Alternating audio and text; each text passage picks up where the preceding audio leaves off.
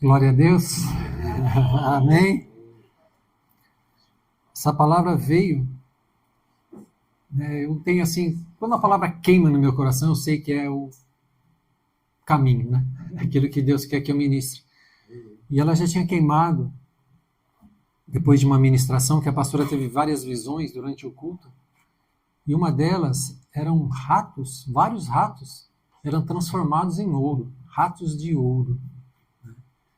E aquilo já, eu li a palavra, um dia até abri o culto aqui, depois dessa ministração, que aquilo estava queimando no meu coração. E aí no domingo, um pouquinho antes do culto, a intercessora falou para mim assim, eu tenho que falar isso para você, mas Deus está colocando no meu coração que você tem que ministrar sobre glória. A glória. E o tema da ministração, onde está a glória de Deus? Eu falei para ela assim, é resposta, fique em paz, que a resposta é Deus falando, é Deus dando a direção. Nós sabemos que não temos capacitação nenhuma, nem de entender aquilo que Deus quer, mas Ele é soberano, Ele é poderoso para fazer, e é isso que importa, que Ele haja com liberdade, que Ele transforme situações, né? Que Ele nos ensine a andar em obediência, em santidade, em humildade na santa presença dEle, né? Que Ele tenha liberdade mesmo, que o Espírito Santo tenha liberdade de transformar o nosso caráter. Tirar, sabe, esses desejos, essas vontades, esses vícios que a gente tem, né, esses erros que a gente comete. Que Ele transforme, sabe, daquela forma que Ele sabe transformar. Gentilmente. O desejo vai embora, né? Aquele mal vai embora e a gente não sente falta. A gente sente a presença do Senhor. Que seja uma transformação completa e definitiva nas nossas vidas. E haja lugar para a glória do Senhor, para estarmos na presença do Senhor e andar nessa santidade do Senhor.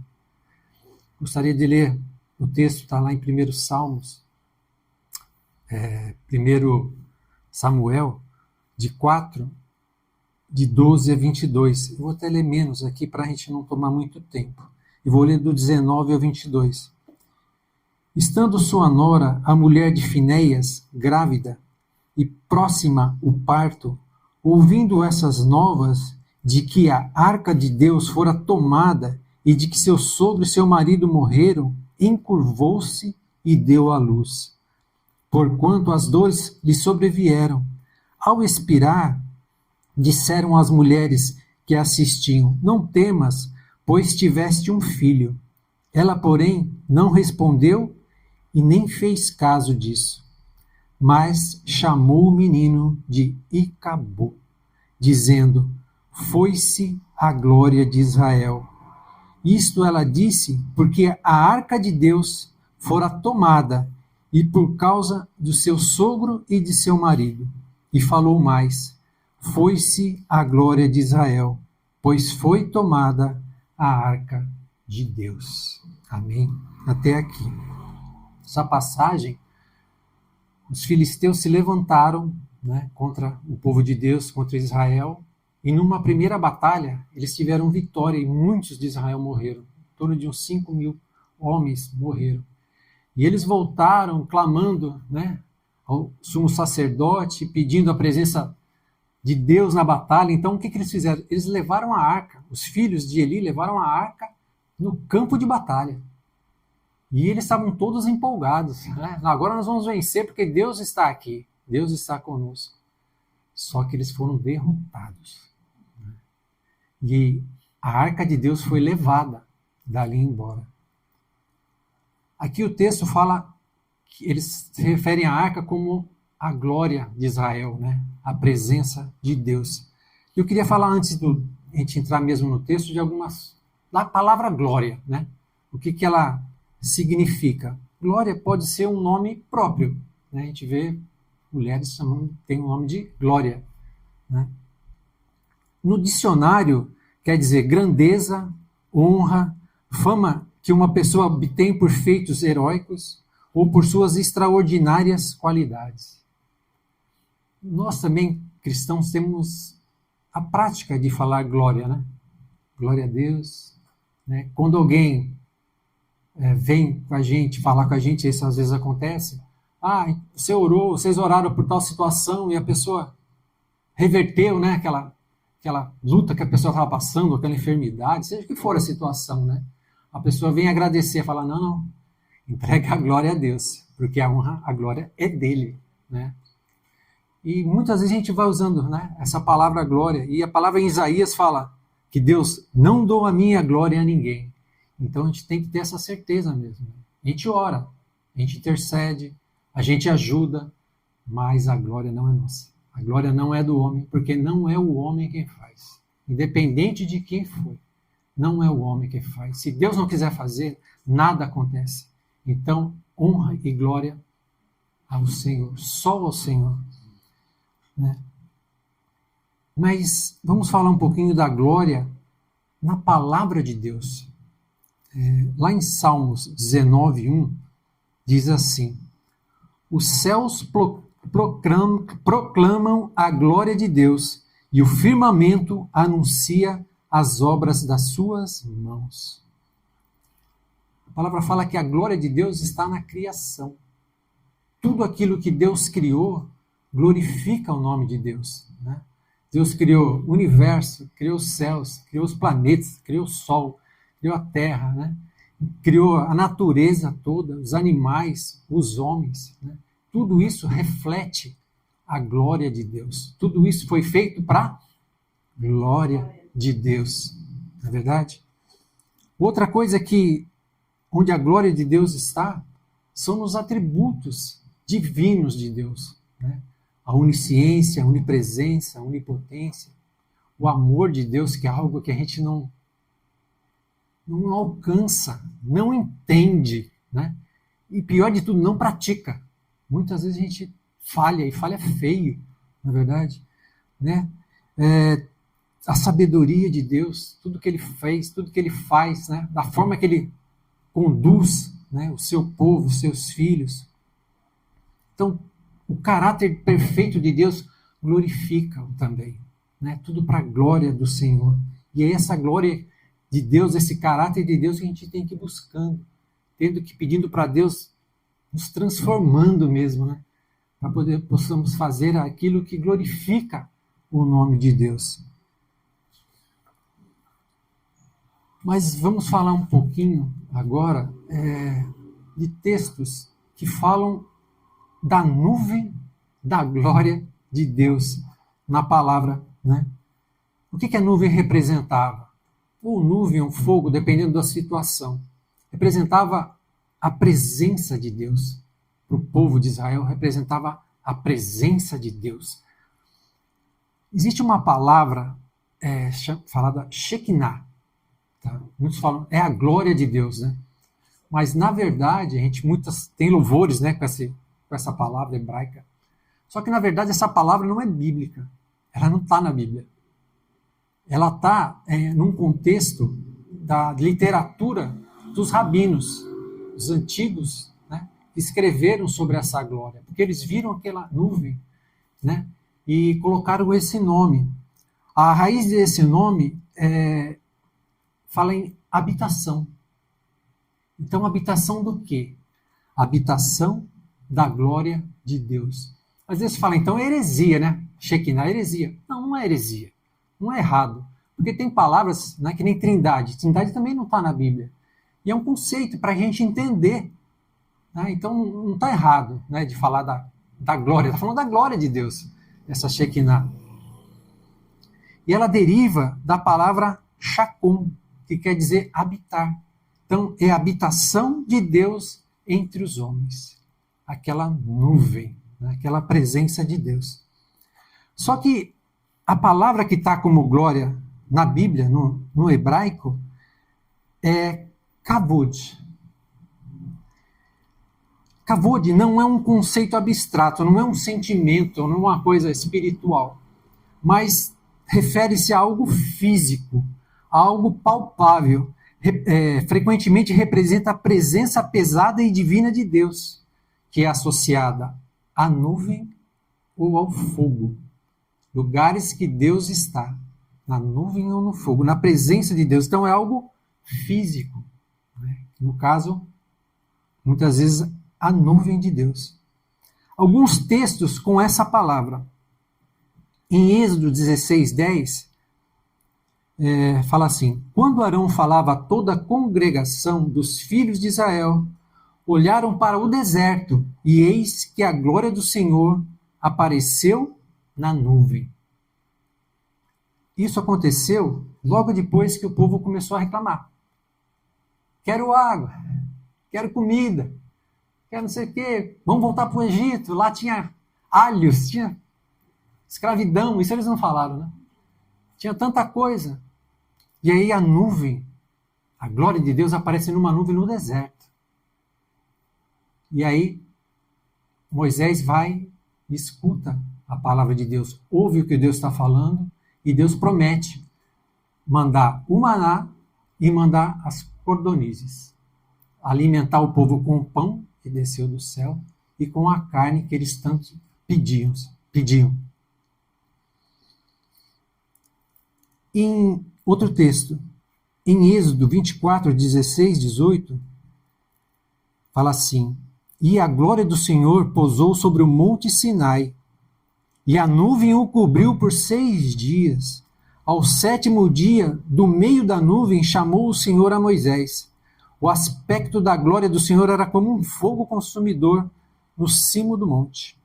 Aos olhos dos filhos de Israel, e Moisés, entrando pelo meio da nuvem, subiu ao monte e lá permaneceu 40 dias e 40 noites. Imagina, Monte Sinai, lá no topo pegando fogo, embaixo só nuvem. E Moisés ia receber os mandamentos, as tábuas com os mandamentos. E Moisés entrou na nuvem. Eu acho que essa passagem é uma outra que a gente vê pessoas envolvidas dentro da glória de Deus. Mas a grande maioria, eles não podiam nem entrar. Então, eu meio que entendo assim, depende de Deus. Né? Depende de Deus. Se Ele quiser que a pessoa vai entrar, vai entrar. Se Ele não quiser, não vai entrar. É impossível entrar? Não é impossível. Né? Mas na grande maioria, Deus ficava... Né? Ninguém sobe, nem animal, nem sombra de ninguém, porque se entrar vai morrer. Na glória do Senhor. E Moisés entrando ali parecia algo impossível, né? Porque o povo estava cheio de temor, com muito medo. E Moisés, na obediência, como Deus tinha ordenado, subiu. Em Êxodo 34, 29, fala assim: quando desceu Moisés do monte Sinai, tendo nas mãos as 2 tábuas do testemunho, sim, quando desceu do monte, não sabia Moisés que a pele do seu rosto resplandecia, depois de haver falado com Deus. Que situação que foi essa? Moisés tinha subido a primeira vez, Deus tinha escrito os 10 mandamentos nas tábuas, nas 2. Ele desceu. O que tinha acontecido? O povo tinha feito bezerro. Né? Moisés, bravo, quebrou as tábuas, quebrou as leis, foi lá, destruiu o bezerro, subiu de novo, ficou mais 40 dias e 40 noites lá na presença do Senhor. Só que quando ele desceu, a glória de Deus refletia no rosto de Moisés. Brilhava. Né? Ele teve que colocar um lenço do jeito que ele ficou. Né? O povo temia de olhar para Moisés, e eu acho que ele temia também de se apresentar ao povo. Quer dizer, ele refletia a glória de Deus. E esse é o desejo que a gente tem que ter no coração, gente. É estar na presença de Deus, de verdade, em santidade, em obediência, com o coração quebrantado, né? E sair da presença de Deus quando a gente entra no secreto, né? Quando a gente entra no nosso quarto. É isso, ali está a presença do Senhor. A gente está com o coração voltado ao Senhor em gratidão, em louvor, em adoração, em clamor, seja no que for. Que a gente saia dali refletindo a glória de Deus, cheios da presença do Senhor. Porque só assim faremos a diferença. Só assim seremos transformados. Amém?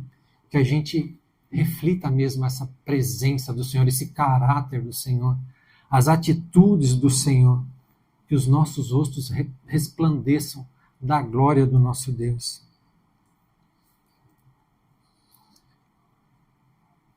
Em Êxodo 33:9, a palavra fala assim: uma vez dentro, Moisés da tenda, descia a coluna de nuvem e punha-se à porta da tenda, e o Senhor falava com Moisés. Isso aqui era uma tenda que foi feita, a tenda da congregação. Isso é antes da construção do tabernáculo. Moisés ia, consultava a Deus e aconselhava as pessoas. Tipo, julgava as situações, tudo nesse local.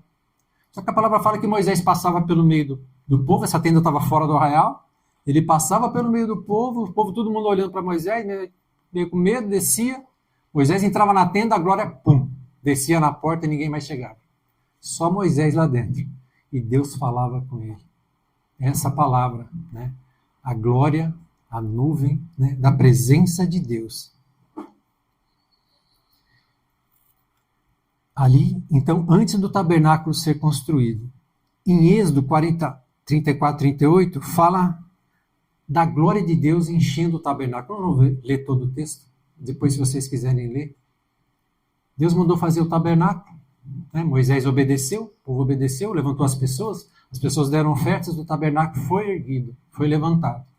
Depois de pronto, tudo feito, a nuvem encheu o tabernáculo e ninguém entrou. Ninguém entrou. Né? Um tempo depois, né, em 1 Reis 8, 10 a 13, Davi foi levantado rei, queimou no coração dele o desejo de construir um templo ao Senhor. A ele não foi permitida essa construção, mas ele ajuntou todos os materiais e pediu para que o filho, Salomão, assim o fizesse. E Salomão ergueu o templo do Senhor. E a palavra fala também que depois do templo terminado, construído, finalizado, a nuvem da glória de Deus encheu o templo. Nessas passagens a gente vê, né, que foi o sinal de Deus da aprovação e da presença dele naquele lugar. Deus estava ali. Ali era o lugar que Deus falaria com o seu povo. Né? Onde estava a glória de Deus? Estava no tabernáculo, estava no templo, estava na nuvem, estava no fogo. Né? Voltando ao texto que nós lemos no primeiro, 1 Samuel 4:21, a palavra fala assim: mas chamou o menino e acabou, dizendo: foi-se a glória de Israel. Isto ela disse, porque a arca de Deus fora tomada. Aqui é aquele texto, né? Que houve a guerra contra os filisteus, povo em pecado, sacerdotes em pecado, tudo pecado. Eles foram vencidos, derrotados, e a arca foi tomada. E a esposa de Finéias, filho de Eli, do sumo sacerdote, deu um nome ao menino. Ela ficou tão desesperada que a arca tinha sido levada, que ela colocou o nome do menino de Icabô. No hebraico, quer dizer, a palavra é assim, Ikavod. Sabe o kavod da glória de Deus? Só que tem um i antes. É a palavra, só que tem a letra i antes, que quer dizer não ou sem. Então quer dizer o quê? O nome do menino era sem a glória de Deus, sem a presença de Deus, sem a arca do Senhor, sem nada. Porque sem a presença do Senhor a gente não tem nada. A gente não é nada. Esse foi o nome que a mãe colocou no seu filho, tamanha a dor e o desespero por aquela situação. Então, uma coisa que a gente tem que vigiar, gente. A gente não pode perder a presença do Senhor. Davi clama a Deus, tira tudo, mas não tira o teu espírito. Isso é algo que a gente tem que estar atento, e é isso que o inimigo quer. O inimigo quer roubar a nossa comunhão com Deus, essa intimidade com Deus. E através do pecado, através do esfriamento, através de palavras, pensamentos, Vigiai. Vigiai para que não acabe, para que não seja roubado, para não seja tirado a presença do Senhor. E para aquele povo, o povo de Israel, para eles a glória, a presença de Deus estava na arca. A arca representava a presença de Deus. Né? E a arca de Deus foi levada pelos filisteus. Foi para Asdod, cidade dos filisteus, na casa de Dagom, o maior deus dos filisteus. Era um deus meio homem, meio peixe. Ele foi colocado lá, a arca, diante de Dagom. Na primeira manhã que eles entraram no templo de Dagom, Dagom estava prostrado diante da arca do Senhor. Os filisteus levantaram a estátua, né, de Dagom, colocaram ela de pé, devem ter dado uma pregadinha a mais para ela ficar firme no lugar, vendo se não tinha acontecido nada, né, porque às vezes, né, bateu um vento, alguma coisa, e alguém entrou, alguém fez alguma coisa. Na segunda manhã, eles entraram novamente, a arca estava novamente de bruços, prostradas, com a cabeça cortada, com as mãos cortadas. E aí começou uma grande praga em meio aos filisteus, na cidade de Asdod. Tumores aparecendo, pessoas morrendo, mas muitos ratos aparecendo. Alguns acham que até era a peste bubônica, trazendo tumores, trazendo morte, trazendo destruição. E eles ficaram desesperados, decidiram enviar a arca, né, do templo de Dagom, porque eles falaram, a mão do Deus de Israel está pesando sobre o nosso Deus, sobre as nossas vidas. E eles decidiram, no desespero, tirar a arca dessa cidade e mandaram para outra cidade deles. Eles tinham 5 cidades principais, tinham 5 príncipes de cada cidade. E dali eles mandaram a arca para uma outra cidade. E nessa outra cidade, da mesma forma, começou aquela destruição, começou as mortes, as pragas, né, os tumores. E aí eles falam, não, vamos tirar a arca daqui, vamos mandar para Ecrom. E chegando a arca perto de Ecrom, eles já desesperaram, falando, não, chega, estamos sabendo o que está acontecendo. Está todo mundo morrendo, está todo mundo enfermo, está vindo uma destruição tão grande. Sabe aquela destruição que, se o povo estava habilitado, se tivesse em santidade, teria destruído o exército filisteu? Estava acontecendo sem a mão de homens.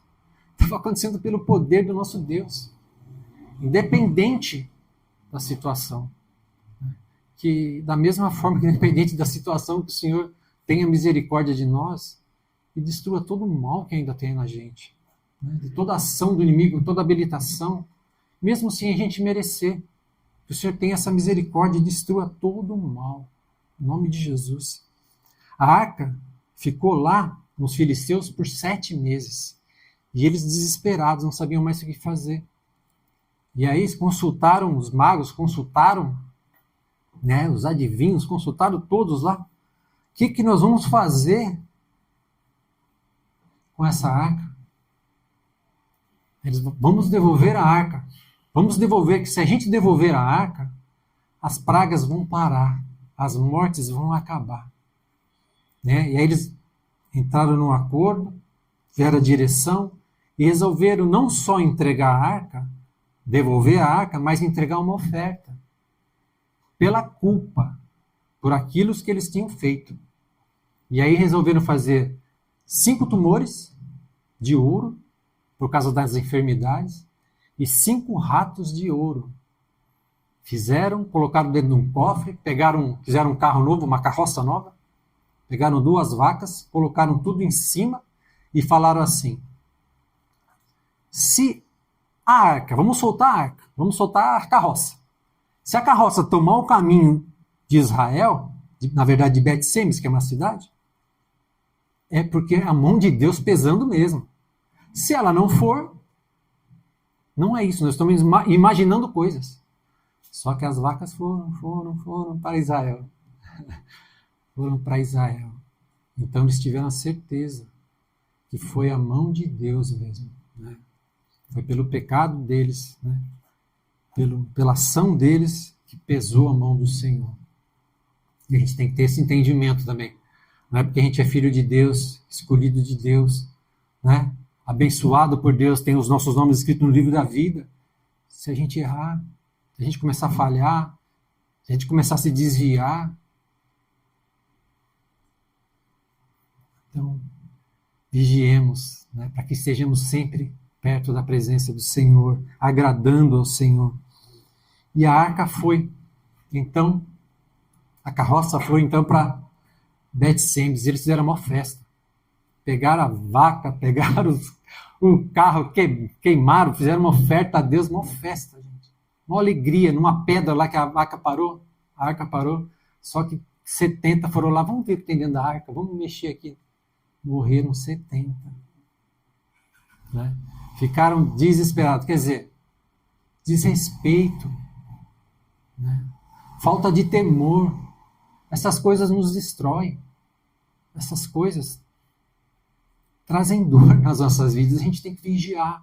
São coisas, detalhes simples, muitas vezes, que a gente tem que estar atento com as coisas de Deus. As coisas de Deus são as mais importantes para nós. Mais importantes. Então a gente tem que estar sempre buscando, sempre vigiando, sempre pedindo para o Espírito Santo nos guiar, nos conduzir, nos capacitar. Dali, depois daquela monte de mortes, cara, vamos tirar a arca daqui. Está parecendo os filisteus, né? Vamos tirar a arca daqui. Por causa do pecado. Por causa do erro. Aí ela vai para Kiriat Jearim, casa de Abinadab. Ali a arca ficou por 20 anos. 20 anos a arca ficou nesse lugar. Passou o tempo. Davi foi levantado rei de Israel. E como ele tem aquele desejo de estar na presença de Deus, estar buscando a Deus, estar obedecendo a Deus, apesar de ter falhas, e as falhas trouxeram consequências na vida dele, todo mundo sabe. Mas ele tinha esse coração de se arrepender, de se posicionar, e esse desejo de estar com Deus. E ele pensou assim, vamos trazer a arca para Jerusalém, para a cidade de Davi, que era Jerusalém. Vamos trazer a arca. Vamos trazer a arca. Aí foram na casa de Abinadab. Os filhos de Abinadab pegaram a arca, colocaram numa carroça, transportando do jeito que não devia fazer. O que aconteceu? Tropeçou o boi, meteram a mão na arca, morreu. Uzá morreu. Davi ficou com medo. Ficou, opa, peraí, alguma coisa nós estamos fazendo errado. Deus não ia fazer um negócio desse com esse sentimento que a gente está de trazer a arca para Jerusalém. Não ia. A não ser que a gente está fazendo coisa errada. Né? Aí eles recuaram, vamos levar a arca para a casa de Obed-Edom, que era um levita. E era um levita que temia Deus. Era um levita, um filho de Deus, posicionado. A arca ficou 3 meses só na casa dele. E a palavra fala que ele e a casa dele foram abençoados. Prosperaram. Olha só essa mistura. Posicionamento, temor, obediência na presença de Deus. Isso muda. Muda uma história. Não interessa o que aconteceu lá atrás. Mas se você está posicionado, se você está com o coração quebrantado na presença do Senhor, buscando ao Senhor com sede do Senhor, as coisas vão acontecer. Aconteceram na casa de Obed-Edom. E ali estava a presença de Deus. Ali estava a arca do Senhor. Ali estava, né, um homem posicionado. Somos perfeitos? Não somos. Mas desejamos, precisamos ir melhorando, precisamos vendo, Senhor, me mostra aonde que eu tenho que mudar. Onde que eu estou falhando é a minha boca, a minha língua, o meu pensamento, a minha ação, a minha falta de reação. Busque do Senhor. Sabe? Ele se deixa achar. Ele tem prazer e o desejo de nos corrigir, de nos transformar. É o desejo dele. É a vontade dele, sempre foi. Né? Ter comunhão com o homem, estar, né, mais glória, mais presença de Deus que com Adão. É o desejo, desde o começo. Isso não mudou no coração de Deus. E a gente, a nossa parte, ele está lá, ele está aqui, na verdade. Então, medita, pensa nessas coisas. Então, para Israel, a glória de Deus, né, a presença de Deus, ou estava na nuvem, ou estava no fogo, né? Até na sarça, né? Que Deus falou com Moisés, a sarça não queimava, mas Deus falava, Deus estava ali. Depois, na Arca da Aliança, né? A Arca foi construído o Templo de Salomão, a Arca foi colocada ali, em 586, pelo pecado, né? De todo um povo. O templo foi destruído, a Arca sumiu, não se sabe para onde foi, se foi destruída, se foi para a Babilônia, foi escondida, há várias teorias. Então, o povo de Deus ficou muito tempo sem a presença do Senhor. E tem esse período intertestamentário que nem profeta tinha mais. Então, eles não tinham mais a presença do Senhor, não tinha mais esse privilégio de ter a presença do Senhor. E aí, o que aconteceu há uns 2000 anos atrás, né? A glória do Senhor, a presença do Senhor se fez carne. Ele veio à Terra, veio como um homem, né? Fez tudo o que ele fez, pagou o preço que ele pagou, ensinou tantas coisas que a gente tenta aprender até hoje, a gente tenta seguir até hoje, mas em nome de Jesus nós vamos conseguir. Amém? Né? E aí, cumpriu o propósito de Deus, ali estava a presença do Senhor, né? Ali estava a glória de Deus, era Ele, era o Deus vivo conosco, Emmanuel, Deus conosco. Cumpriu o seu propósito, avisou, né, os seus, que eu vou para os céus, vou ficar à direita do meu Pai, mas vou enviar o Deus do Espírito Santo. Aleluia. Glória a Deus. E ele, não sei porquê, mas ele decidiu habitar em alguns. Em muitos, na verdade, né? Os que abriram seu coração para aceitar, né, pela fé a Jesus Cristo como Salvador. E assim como Deus colocou a presença dele, a glória dele, dentro de às vezes numa nuvem, às vezes no fogo, ele colocou dentro de uma arca, dentro de um templo, dentro de um tabernáculo, ele decidiu colocar dentro da minha vida, da tua vida, a glória do Senhor. Você tem noção disso? Olha só. Mas eu entendo que a glória, assim como Moisés conseguiu subir lá, porque eu acho que a glória não estava para consumir, né? Porque tem a glória que consome, a glória que você não chega. Assim é a porção do Espírito. A gente tem que pedir para Deus aumentar, para Deus derramar mais, mas antes disso que Ele nos transforme, para a gente poder receber. Você acha que algum outro homem poderia subir no lugar de Moisés? De jeito nenhum. Moisés estava preparado para aquilo, para receber. A gente tem que ter preparado para receber o Espírito. Sabe, a nossa parte. Ele desejou desde o começo habitar em nós. Amém? Onde está a glória de Deus hoje? Onde ela habita?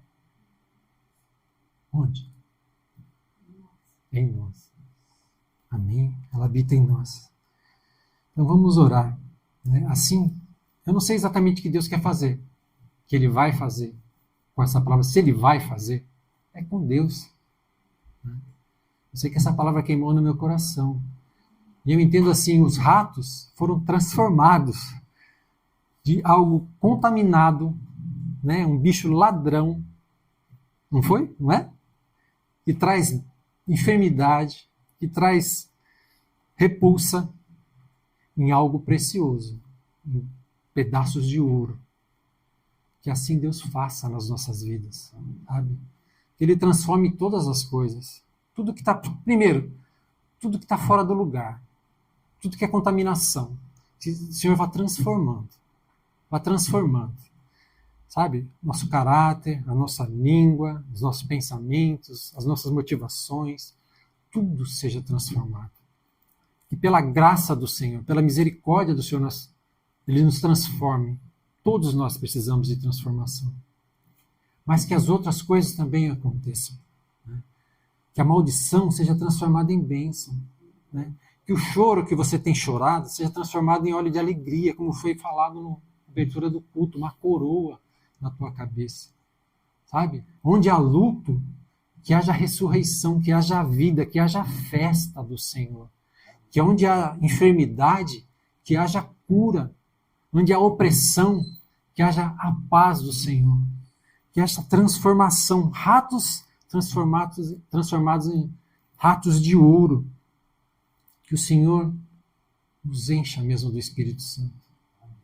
Porque só assim nós vamos fazer a diferença nessa terra, gente. Não tem como. Não tem como mais a gente querer andar na carne, andar na nossa sabedoria, na nossa força. Não vamos a lugar nenhum. Mas eu entendo. Está chegando um tempo do avivamento do Senhor. Um tempo da transformação do Senhor. Né? Que a glória do Senhor, que estava diante daqueles demônios todos, na terra dos filisteus, porque aqueles demônios agem até hoje. Não se engane. Não se engane. Que esses demônios caiam diante da presença da glória do nosso Deus.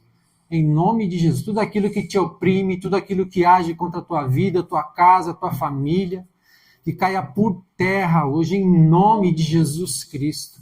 Repreendido, desabilitado, desfeito, em nome de Jesus. E que venha, Senhor, essa transformação, Pai, de toda a situação. Tu sabes, Pai, o que os teus servos têm passado. Tu sabes que os teus servos têm clamado, orado, chorado, Pai, pranteado, te buscado, Senhor.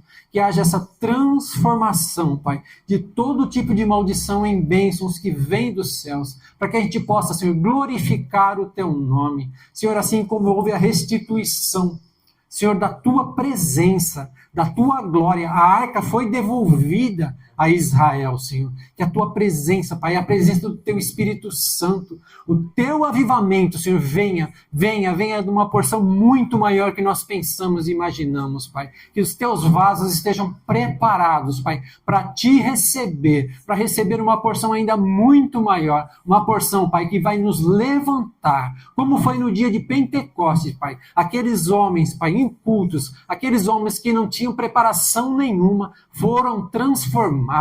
Eis-nos aqui, Senhor. Capacita-nos a nós também, Pai, para que nós possamos sair assim como eles saíram, Pai. Ô, Senhor, para fazer a tua obra, para uma grande colheita, Pai, de almas para ti, para libertar os cativos, para curar os enfermos, para colocar em liberdade os oprimidos, Pai, para pregoar o ano aceitável do Senhor. Ah, Senhor, fazer as tuas obras, as obras que Jesus fez naqueles dias, Pai, que elas continuem sendo feitas através de nós. Esse é o desejo do nosso coração, que almas, vidas sejam alcançadas, transformadas, libertas, curadas, abençoadas e tenham muitos e muitos nomes escritos no teu livro da vida, Pai. Derrama, Pai, da tua presença. Nós clamamos, Pai, que nós estejamos na tua presença e na tua glória. Manifesta mesmo o teu poder e o teu querer, Pai. Esse é o desejo do nosso coração. Recebe, Pai, esse culto, recebe essa palavra, Pai, que ela cause o efeito que o Senhor desejou,